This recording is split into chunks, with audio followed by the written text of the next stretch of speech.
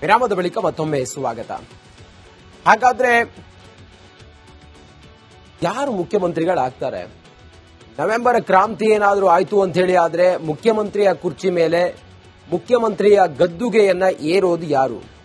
ಸಿದ್ದರಾಮಯ್ಯ ಕೆಳಗಿಳಿದ್ರು ಅಂತ ಹೇಳಿ ಆದ್ರೆ ಡಿಕೆ ಶಿವಕುಮಾರ್ ಸಿಎಂ ಆಗ್ತಾರ? ಸತೀಶ್ ಜಾರಕಿಹೊಳಿ ಅವರು ಸಿಎಂ ಆಗ್ತಾರ? ಯಾರಾಗ್ತಾರೆ? ಖರ್ಗೆ ಆಗ್ತಾರ ಅನ್ನೋದು ಚರ್ಚೆ ಈಗ ಬಿಸಿ ಬಿಸಿ.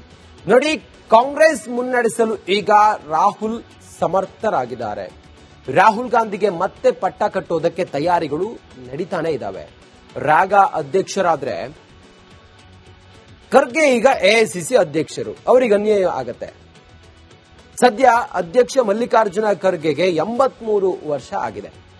ಒಮ್ಮೆಯೂ ಕೂಡ ಅವರು ಸಿಎಂ ಆಗ್ಲಿಲ್ಲ ಅನ್ನುವಂತ ನೋವು ಅವರ ಅಭಿಮಾನಿಗಳು ಮತ್ತೆ ಅವರ ಸಮುದಾಯದಲ್ಲಿ ಖಂಡಿತವಾಗ್ಲೂ ಕೂಡ ಇದೆ.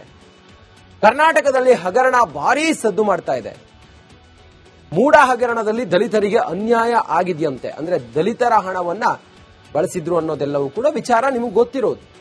ವಾಲ್ಮೀಕಿ ಹಗರಣದಲ್ಲೂ ಕೂಡ ಇದೇ ಅನ್ಯಾಯ ದಲಿತರಿಗಾಗಿದೆ.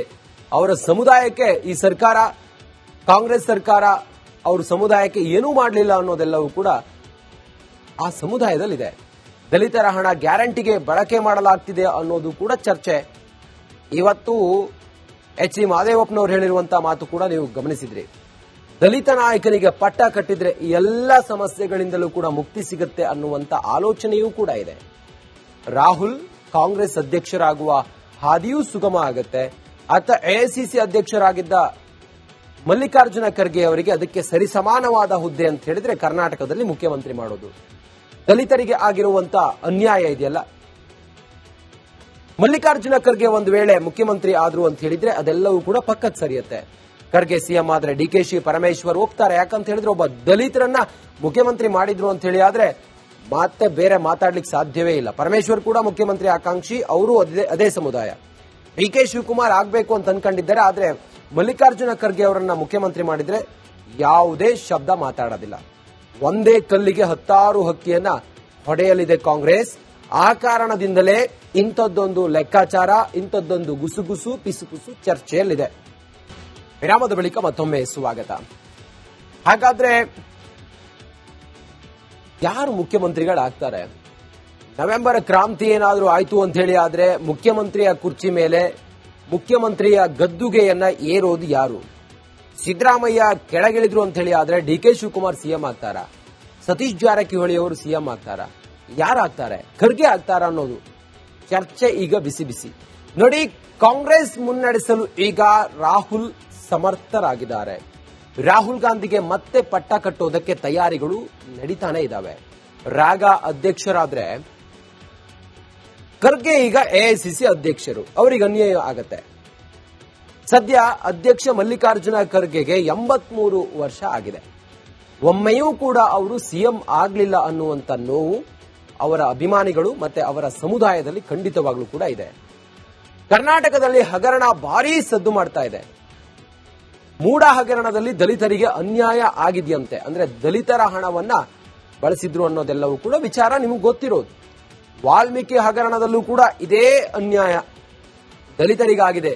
ಅವರ ಸಮುದಾಯಕ್ಕೆ ಈ ಸರ್ಕಾರ, ಕಾಂಗ್ರೆಸ್ ಸರ್ಕಾರ ಅವ್ರ ಸಮುದಾಯಕ್ಕೆ ಏನೂ ಮಾಡಲಿಲ್ಲ ಅನ್ನೋದೆಲ್ಲವೂ ಕೂಡ ಆ ಸಮುದಾಯದಲ್ಲಿದೆ.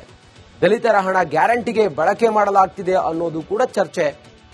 ಇವತ್ತು ಎಚ್ ಡಿ ಮಹದೇವಪ್ಪನವರು ಹೇಳಿರುವಂತಹ ಮಾತು ಕೂಡ ನೀವು ಗಮನಿಸಿದ್ರಿ. ದಲಿತ ನಾಯಕನಿಗೆ ಪಟ್ಟ ಕಟ್ಟಿದ್ರೆ ಈ ಎಲ್ಲ ಸಮಸ್ಯೆಗಳಿಂದಲೂ ಕೂಡ ಮುಕ್ತಿ ಸಿಗುತ್ತೆ ಅನ್ನುವಂತ ಆಲೋಚನೆಯೂ ಕೂಡ ಇದೆ.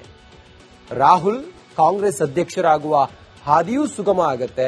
ಅತ್ತ ಎಐಸಿಸಿ ಅಧ್ಯಕ್ಷರಾಗಿದ್ದ ಮಲ್ಲಿಕಾರ್ಜುನ ಖರ್ಗೆ ಅವರಿಗೆ ಅದಕ್ಕೆ ಸರಿಸಮಾನವಾದ ಹುದ್ದೆ ಅಂತ ಹೇಳಿದ್ರೆ ಕರ್ನಾಟಕದಲ್ಲಿ ಮುಖ್ಯಮಂತ್ರಿ ಮಾಡೋದು. ದಲಿತರಿಗೆ ಆಗಿರುವಂತ ಅನ್ಯಾಯ ಇದೆಯಲ್ಲ, ಮಲ್ಲಿಕಾರ್ಜುನ ಖರ್ಗೆ ಒಂದು ವೇಳೆ ಮುಖ್ಯಮಂತ್ರಿ ಆದ್ರು ಅಂತ ಹೇಳಿದ್ರೆ ಅದೆಲ್ಲವೂ ಕೂಡ ಪಕ್ಕಕ್ಕೆ ಸರಿಯುತ್ತೆ. ಖರ್ಗೆ ಸಿಎಂ ಆದ್ರೆ ಡಿಕೆಶಿ ಪರಮೇಶ್ವರ್ ಹೋಗ್ತಾರೆ. ಯಾಕಂತ ಹೇಳಿದ್ರೆ ಒಬ್ಬ ದಲಿತರನ್ನ ಮುಖ್ಯಮಂತ್ರಿ ಮಾಡಿದ್ರು ಅಂತ ಹೇಳಿ ಆದ್ರೆ ಮತ್ತೆ ಬೇರೆ ಮಾತಾಡ್ಲಿಕ್ಕೆ ಸಾಧ್ಯವೇ ಇಲ್ಲ. ಪರಮೇಶ್ವರ್ ಕೂಡ ಮುಖ್ಯಮಂತ್ರಿ ಆಕಾಂಕ್ಷಿ, ಅವರು ಅದೇ ಸಮುದಾಯ. ಡಿಕೆ ಶಿವಕುಮಾರ್ ಆಗ್ಬೇಕು ಅಂತ ಅನ್ಕೊಂಡಿದ್ದಾರೆ. ಆದ್ರೆ ಮಲ್ಲಿಕಾರ್ಜುನ ಖರ್ಗೆ ಅವರನ್ನ ಮುಖ್ಯಮಂತ್ರಿ ಮಾಡಿದ್ರೆ ಯಾವುದೇ ಶಬ್ದ ಮಾತಾಡೋದಿಲ್ಲ. ಒಂದೇ ಕಲ್ಲಿಗೆ 10 ಹಕ್ಕಿಯನ್ನ ಹೊಡೆಯಲಿದೆ ಕಾಂಗ್ರೆಸ್. ಆ ಕಾರಣದಿಂದಲೇ ಇಂಥದ್ದೊಂದು ಲೆಕ್ಕಾಚಾರ, ಇಂಥದ್ದೊಂದು ಗುಸುಗುಸು ಪಿಸುಪುಸು ಚರ್ಚೆಯಲ್ಲಿದೆ. ವಿರಾಮದ ಬಳಿಕ ಮತ್ತೊಮ್ಮೆ ಸ್ವಾಗತ. ಹಾಗಾದ್ರೆ ಯಾರು ಮುಖ್ಯಮಂತ್ರಿಗಳಾಗ್ತಾರೆ? ನವೆಂಬರ್ ಕ್ರಾಂತಿ ಏನಾದರೂ ಆಯ್ತು ಅಂತ ಹೇಳಿ ಆದ್ರೆ ಮುಖ್ಯಮಂತ್ರಿಯ ಕುರ್ಚಿ ಮೇಲೆ ಮುಖ್ಯಮಂತ್ರಿಯ ಗದ್ದುಗೆಯನ್ನ ಏರೋದು ಯಾರು? ಸಿದ್ದರಾಮಯ್ಯ ಕೆಳಗಿಳಿದ್ರು ಅಂತ ಹೇಳಿ ಆದ್ರೆ ಡಿ.ಕೆ. ಶಿವಕುಮಾರ್ ಸಿಎಂ ಆಗ್ತಾರ? ಸತೀಶ್ ಜಾರಕಿಹೊಳಿ ಅವರು ಸಿಎಂ ಆಗ್ತಾರ? ಯಾರಾಗ್ತಾರೆ? ಖರ್ಗೆ ಆಗ್ತಾರ ಅನ್ನೋದು ಚರ್ಚೆ ಈಗ ಬಿಸಿ ಬಿಸಿ. ನೋಡಿ, ಕಾಂಗ್ರೆಸ್ ಮುನ್ನಡೆಸಲು ಈಗ ರಾಹುಲ್ ಸಮರ್ಥರಾಗಿದ್ದಾರೆ. ರಾಹುಲ್ ಗಾಂಧಿಗೆ ಮತ್ತೆ ಪಟ್ಟ ಕಟ್ಟೋದಕ್ಕೆ ತಯಾರಿಗಳು ನಡೀತಾನೆ ಇದ್ದಾವೆ. ರಾಗ ಅಧ್ಯಕ್ಷರಾದ್ರೆ ಖರ್ಗೆ ಈಗ ಎಐಸಿಸಿ ಅಧ್ಯಕ್ಷರು, ಅವರಿಗೆ ಅನ್ಯಾಯ ಆಗತ್ತೆ. ಸದ್ಯ ಅಧ್ಯಕ್ಷ ಮಲ್ಲಿಕಾರ್ಜುನ ಖರ್ಗೆಗೆ 83 ವರ್ಷ ಆಗಿದೆ. ಒಮ್ಮೆಯೂ ಕೂಡ ಅವರು ಸಿಎಂ ಆಗ್ಲಿಲ್ಲ ಅನ್ನುವಂತ ನೋವು ಅವರ ಅಭಿಮಾನಿಗಳು ಮತ್ತೆ ಅವರ ಸಮುದಾಯದಲ್ಲಿ ಖಂಡಿತವಾಗ್ಲೂ ಕೂಡ ಇದೆ. ಕರ್ನಾಟಕದಲ್ಲಿ ಹಗರಣ ಭಾರೀ ಸದ್ದು ಮಾಡ್ತಾ ಇದೆ. ಮೂಡ ಹಗರಣದಲ್ಲಿ ದಲಿತರಿಗೆ ಅನ್ಯಾಯ ಆಗಿದೆಯಂತೆ. ಅಂದ್ರೆ ದಲಿತರ ಹಣವನ್ನ ಬಳಸಿದ್ರು ಅನ್ನೋದೆಲ್ಲವೂ ಕೂಡ ವಿಚಾರ ನಿಮಗೆ ಗೊತ್ತಿರೋದು. ವಾಲ್ಮೀಕಿ ಹಗರಣದಲ್ಲೂ ಕೂಡ ಇದೇ ಅನ್ಯಾಯ ದಲಿತರಿಗಾಗಿದೆ. ಅವರ ಸಮುದಾಯಕ್ಕೆ ಈ ಸರ್ಕಾರ, ಕಾಂಗ್ರೆಸ್ ಸರ್ಕಾರ ಅವ್ರ ಸಮುದಾಯಕ್ಕೆ ಏನೂ ಮಾಡಲಿಲ್ಲ ಅನ್ನೋದೆಲ್ಲವೂ ಕೂಡ ಆ ಸಮುದಾಯದಲ್ಲಿದೆ. ದಲಿತರ ಹಣ ಗ್ಯಾರಂಟಿಗೆ ಬಳಕೆ ಮಾಡಲಾಗ್ತಿದೆ ಅನ್ನೋದು ಕೂಡ ಚರ್ಚೆ. ಇವತ್ತು ಎಚ್.ಡಿ. ಮಹದೇವಪ್ಪನವರು ಹೇಳಿರುವಂತಹ ಮಾತು ಕೂಡ ನೀವು ಗಮನಿಸಿದ್ರಿ. ದಲಿತ ನಾಯಕನಿಗೆ ಪಟ್ಟ ಕಟ್ಟಿದ್ರೆ ಎಲ್ಲ ಸಮಸ್ಯೆಗಳಿಂದಲೂ ಕೂಡ ಮುಕ್ತಿ ಸಿಗುತ್ತೆ ಅನ್ನುವಂತ ಆಲೋಚನೆಯೂ ಕೂಡ ಇದೆ. ರಾಹುಲ್ ಕಾಂಗ್ರೆಸ್ ಅಧ್ಯಕ್ಷರಾಗುವ ಹಾದಿಯೂ ಸುಗಮ ಆಗತ್ತೆ. ಆತ ಎಐಸಿಸಿ ಅಧ್ಯಕ್ಷರಾಗಿದ್ದ ಮಲ್ಲಿಕಾರ್ಜುನ ಖರ್ಗೆ ಅವರಿಗೆ ಅದಕ್ಕೆ ಸರಿಸಮಾನವಾದ ಹುದ್ದೆ ಅಂತ ಹೇಳಿದ್ರೆ ಕರ್ನಾಟಕದಲ್ಲಿ ಮುಖ್ಯಮಂತ್ರಿ ಮಾಡೋದು. ದಲಿತರಿಗೆ ಆಗಿರುವಂತ ಅನ್ಯಾಯ ಇದೆಯಲ್ಲ, ಮಲ್ಲಿಕಾರ್ಜುನ ಖರ್ಗೆ ಒಂದು ವೇಳೆ ಮುಖ್ಯಮಂತ್ರಿ ಆದ್ರು ಅಂತ ಹೇಳಿದ್ರೆ ಅದೆಲ್ಲವೂ ಕೂಡ ಪಕ್ಕಕ್ಕೆ ಸರಿಯುತ್ತೆ. ಖರ್ಗೆ ಸಿಎಂ ಆದ್ರೆ ಡಿ.ಕೆ. ಪರಮೇಶ್ವರ್ ಒಪ್ತಾರೆ. ಯಾಕಂತ ಹೇಳಿದ್ರೆ ಒಬ್ಬ ದಲಿತರನ್ನ ಮುಖ್ಯಮಂತ್ರಿ ಮಾಡಿದ್ರು ಅಂತ ಹೇಳಿ ಆದ್ರೆ ಮತ್ತೆ ಬೇರೆ ಮಾತಾಡ್ಲಿಕ್ಕೆ ಸಾಧ್ಯವೇ ಇಲ್ಲ. ಪರಮೇಶ್ವರ್ ಕೂಡ ಮುಖ್ಯಮಂತ್ರಿ ಆಕಾಂಕ್ಷಿ, ಅವರು ಅದೇ ಸಮುದಾಯ. ಡಿ.ಕೆ. ಶಿವಕುಮಾರ್ ಆಗ್ಬೇಕು ಅಂತ ಅನ್ಕೊಂಡಿದ್ದಾರೆ. ಆದ್ರೆ ಮಲ್ಲಿಕಾರ್ಜುನ ಖರ್ಗೆ ಅವರನ್ನ ಮುಖ್ಯಮಂತ್ರಿ ಮಾಡಿದ್ರೆ ಯಾವುದೇ ಶಬ್ದ ಮಾತಾಡೋದಿಲ್ಲ. ಒಂದೇ ಕಲ್ಲಿಗೆ 10 ಹಕ್ಕಿಯನ್ನ ಹೊಡೆಯಲಿದೆ ಕಾಂಗ್ರೆಸ್. ಆ ಕಾರಣದಿಂದಲೇ ಇಂಥದ್ದೊಂದು ಲೆಕ್ಕಾಚಾರ, ಇಂಥದ್ದೊಂದು ಗುಸುಗುಸು ಪಿಸುಪುಸು ಚರ್ಚೆಯಲ್ಲಿದೆ. ವಿರಾಮದ ಬಳಿಕ ಮತ್ತೊಮ್ಮೆ ಸ್ವಾಗತ. ಹಾಗಾದ್ರೆ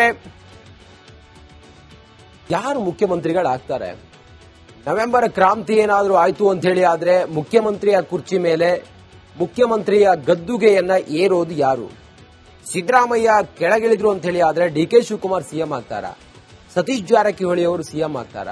ಯಾರಾಗ್ತಾರೆ? ಖರ್ಗೆ ಆಗ್ತಾರ ಅನ್ನೋದು ಚರ್ಚೆ ಈಗ ಬಿಸಿ ಬಿಸಿ. ನೋಡಿ, ಕಾಂಗ್ರೆಸ್ ಮುನ್ನಡೆಸಲು ಈಗ ರಾಹುಲ್ ಸಮರ್ಥರಾಗಿದ್ದಾರೆ. ರಾಹುಲ್ ಗಾಂಧಿಗೆ ಮತ್ತೆ ಪಟ್ಟ ಕಟ್ಟೋದಕ್ಕೆ ತಯಾರಿಗಳು ನಡೀತಾನೆ ಇದ್ದಾವೆ. ರಾಗ ಅಧ್ಯಕ್ಷರಾದ್ರೆ ಖರ್ಗೆ ಈಗ ಎಐಸಿಸಿ ಅಧ್ಯಕ್ಷರು, ಅವರಿಗೆ ಅನ್ಯಾಯ ಆಗತ್ತೆ.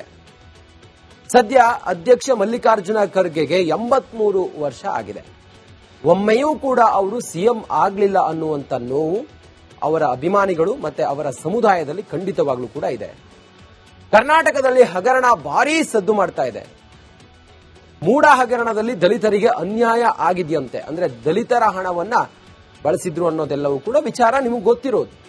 ವಾಲ್ಮೀಕಿ ಹಗರಣದಲ್ಲೂ ಕೂಡ ಇದೇ ಅನ್ಯಾಯ ದಲಿತರಿಗಾಗಿದೆ. ಅವರ ಸಮುದಾಯಕ್ಕೆ ಈ ಸರ್ಕಾರ, ಕಾಂಗ್ರೆಸ್ ಸರ್ಕಾರ ಅವ್ರ ಸಮುದಾಯಕ್ಕೆ ಏನೂ ಮಾಡಲಿಲ್ಲ ಅನ್ನೋದೆಲ್ಲವೂ ಕೂಡ ಆ ಸಮುದಾಯದಲ್ಲಿದೆ. ದಲಿತರ ಹಣ ಗ್ಯಾರಂಟಿಗೆ ಬಳಕೆ ಮಾಡಲಾಗ್ತಿದೆ ಅನ್ನೋದು ಕೂಡ ಚರ್ಚೆ. ಇವತ್ತು ಎಚ್.ಡಿ. ಮಹದೇವಪ್ಪನವರು ಹೇಳಿರುವಂತಹ ಮಾತು ಕೂಡ ನೀವು ಗಮನಿಸಿದ್ರಿ. ದಲಿತ ನಾಯಕನಿಗೆ ಪಟ್ಟ ಕಟ್ಟಿದ್ರೆ ಎಲ್ಲ ಸಮಸ್ಯೆಗಳಿಂದಲೂ ಕೂಡ ಮುಕ್ತಿ ಸಿಗುತ್ತೆ ಅನ್ನುವಂತ ಆಲೋಚನೆಯೂ ಕೂಡ ಇದೆ. ರಾಹುಲ್ ಕಾಂಗ್ರೆಸ್ ಅಧ್ಯಕ್ಷರಾಗುವ ಹಾದಿಯೂ ಸುಗಮ ಆಗತ್ತೆ. ಆತ ಎಐಸಿಸಿ ಅಧ್ಯಕ್ಷರಾಗಿದ್ದ ಮಲ್ಲಿಕಾರ್ಜುನ ಖರ್ಗೆ ಅವರಿಗೆ ಅದಕ್ಕೆ ಸರಿಸಮಾನವಾದ ಹುದ್ದೆ ಅಂತ ಹೇಳಿದ್ರೆ ಕರ್ನಾಟಕದಲ್ಲಿ ಮುಖ್ಯಮಂತ್ರಿ ಮಾಡೋದು. ದಲಿತರಿಗೆ ಆಗಿರುವಂತ ಅನ್ಯಾಯ ಇದೆಯಲ್ಲ, ಮಲ್ಲಿಕಾರ್ಜುನ ಖರ್ಗೆ ಒಂದು ವೇಳೆ ಮುಖ್ಯಮಂತ್ರಿ ಆದ್ರು ಅಂತ ಹೇಳಿದ್ರೆ ಅದೆಲ್ಲವೂ ಕೂಡ ಪಕ್ಕಕ್ಕೆ ಸರಿಯುತ್ತೆ. ಖರ್ಗೆ ಸಿಎಂ ಆದ್ರೆ ಡಿ.ಕೆ. ಪರಮೇಶ್ವರ್ ಒಪ್ತಾರೆ. ಯಾಕಂತ ಹೇಳಿದ್ರೆ ಒಬ್ಬ ದಲಿತರನ್ನ ಮುಖ್ಯಮಂತ್ರಿ ಮಾಡಿದ್ರು ಅಂತ ಹೇಳಿ ಆದ್ರೆ ಮತ್ತೆ ಬೇರೆ ಮಾತಾಡ್ಲಿಕ್ಕೆ ಸಾಧ್ಯವೇ ಇಲ್ಲ. ಪರಮೇಶ್ವರ್ ಕೂಡ ಮುಖ್ಯಮಂತ್ರಿ ಆಕಾಂಕ್ಷಿ, ಅವರು ಅದೇ ಸಮುದಾಯ.